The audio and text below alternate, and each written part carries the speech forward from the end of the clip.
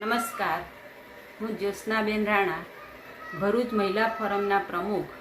આપણે સૌ જાણીએ છીએ કે આજ રોજ 8મી માર્ચને આંતરરાષ્ટ્રીય મહિલા દિવસ તરીકે ઉજવવામાં આવે છે. તો સર્વ મહિલાઓને સમર્પિત એવા મહાન દિવસની શુભકામના.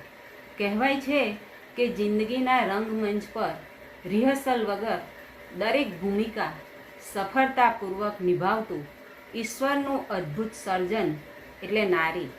નારી એ ઘર, પરિવાર અને સમાજની ધરોહર છે. ઘરનો આધાર સ્તંભ છે. નારી વગર બધું જ અધૂરું છે. જેમ રસોઈમાં મીઠું. સરળ ભાષામાં કહીએ તો સ્ત્રીને અગરબત્તી સાથે સરખાવવામાં આવી છે, જે પોતાની જાતને સમર્પિત કરી પરિવાર માટે સુગંધિત કરવાની તાકાત ધરાવે છે. શિક્ષણ એ મહિલા સશક્તિકરણનું મુખ્ય પાસું છે.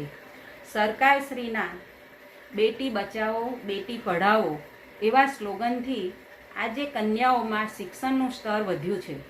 આજની મહિલા ડૉક્ટર છે, એન્જિનિયર છે, પ્રોફેસર છે અને દરેક ક્ષેત્રમાં તે પોતાની યોગ્યતા મુજબ કામ કરી રહી છે અને આવા બધા સ્ત્રોત દ્વારા તે પોતાના આવક મેળવે છે અને પગભર ઊભી રહી શકે છે.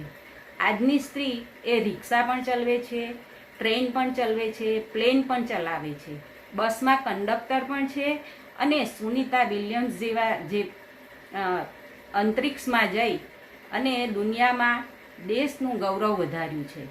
ખેલકૂદમાં પણ આજે મહિલાઓ અગ્રેસર છે.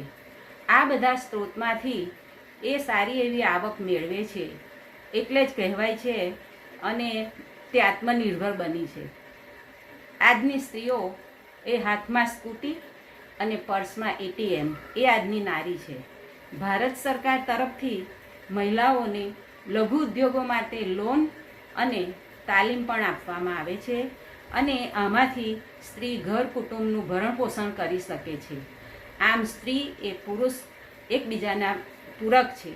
કહ્યું છે કે દરેક સફળ પુરુષ પાછળ એક સ્ત્રીનો હાથ હોય છે.